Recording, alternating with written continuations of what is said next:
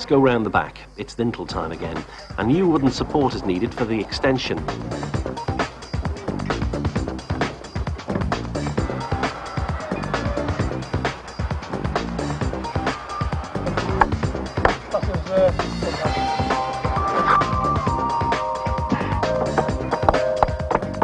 So Ian, this is the back extension now in apartment number 2. It looks like you've completed the block work.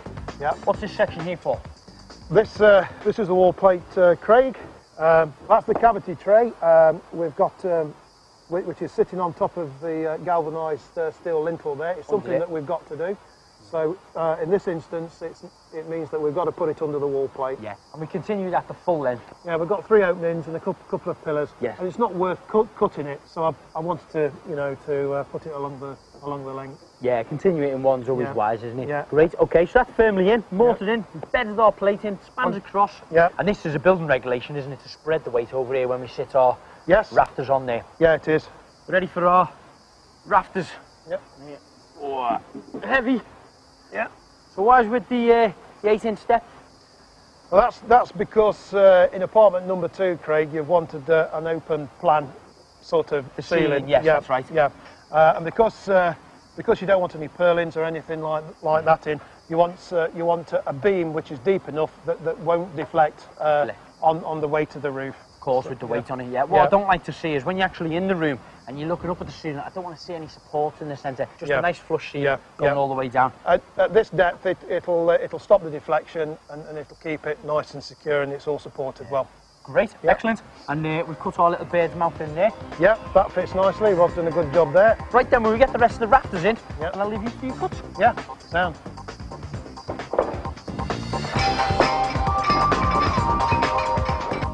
It's been a hard day with the bay window being removed, but as the roof is put on the extension, there's a real feeling of progress.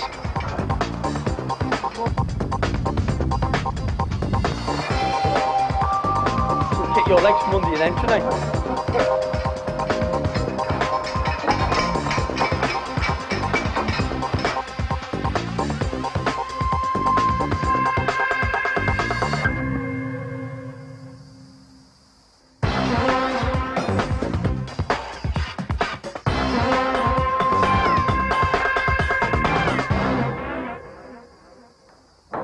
Back in the extension, the boys are creating apertures in the walls to accommodate the new windows.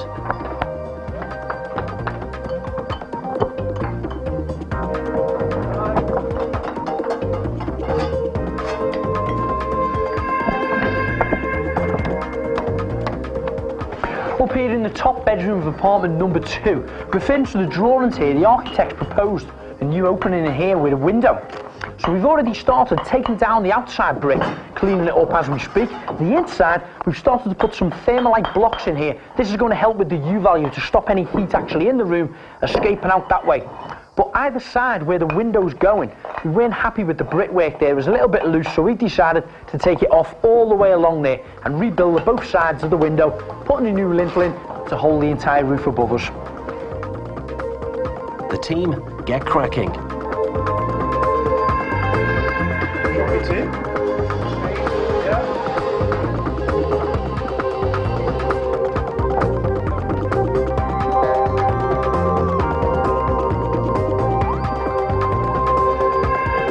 Once Sandy's finished putting all the brickwork's now complete, all we need to do is render this inside, then we're ready to fit the window.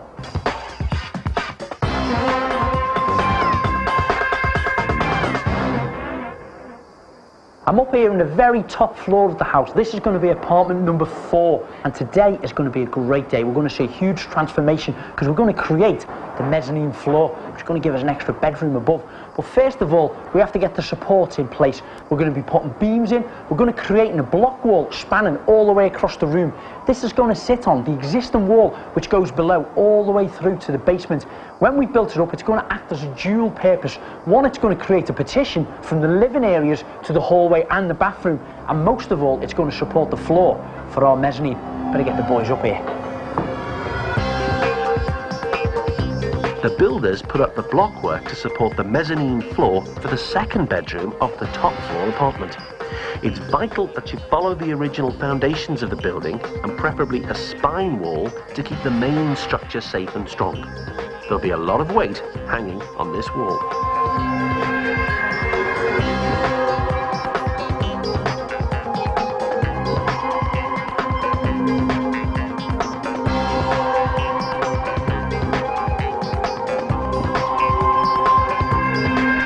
So Ian, you and the boys find this wall up. Yep. What sort of tips have you got for me?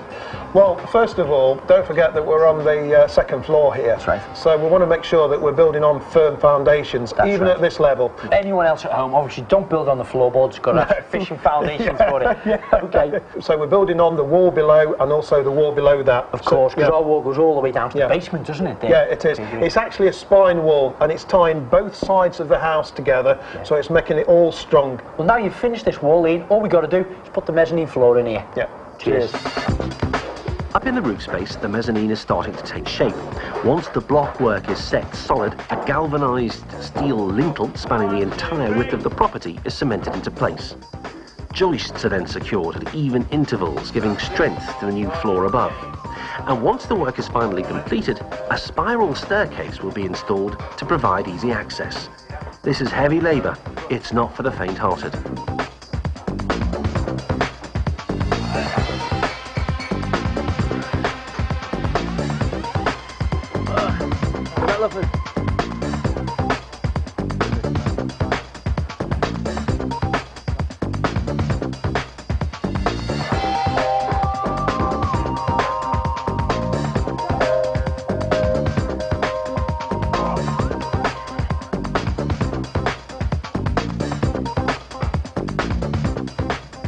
Well, I can honestly say, Ian, it was a very hard day's work today. Absolute grueler, mate, yeah. Your lads have been fantastic. Yeah. We've got our complete mezzanine floor finished today. We started off by fitting a steel lintel spanning from the existing wall over to the centre wall. Then we put our 9x2 joists sitting on the steel all the way over to the far end where we built our new block wall. Once the joists were in place, we applied some noggins. These are just off-cut pieces of timbers, creating an equal space in between each floor joist. Once they're firmly fitted into place, we then applied some floorboards on there. We used 8-foot by 2-foot chipboard, 18mm, but we put plenty of glue on there. We shot them down with the nail gun so they're firmly fixed into place. Now this is not going to be the final finish. We're still waiting on Gordon's designs on what textures he wants in there. But so far, Ian, I think he gives us a good working platform. Yeah, brilliant. Something to go on from.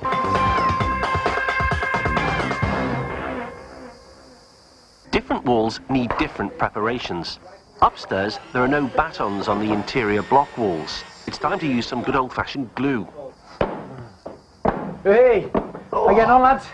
All right, Craig. Great. Yeah. There's numerous different ways of actually plastering a wall. This particular method is called dry lining, which is commonly known as dotting and dabbing.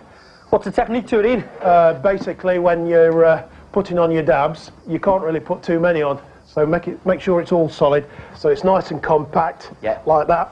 And make sure you've got it solid at the bottom as well, because don't forget, eventually you'll be fixing your skirting board down to the bottom. Yeah, and that's probably where it's going to get more impact as well, isn't it, on there? And so, that's the sort of texture that looks quite thick, that. Yeah. Couldn't plaster with that, could I? No, you can't. No, but it's just like glue, basically. Okay, great. And how much do we need of that? Well, usually it's a bag of stuff to one per board. Rule of thumb, something like that. Yeah. So that way, you know, you've got ample of adhesive behind it. It's going to bond to the wall. Yeah, absolutely. Brilliant. Nice finish. You've got it under control. I shall finish my tea.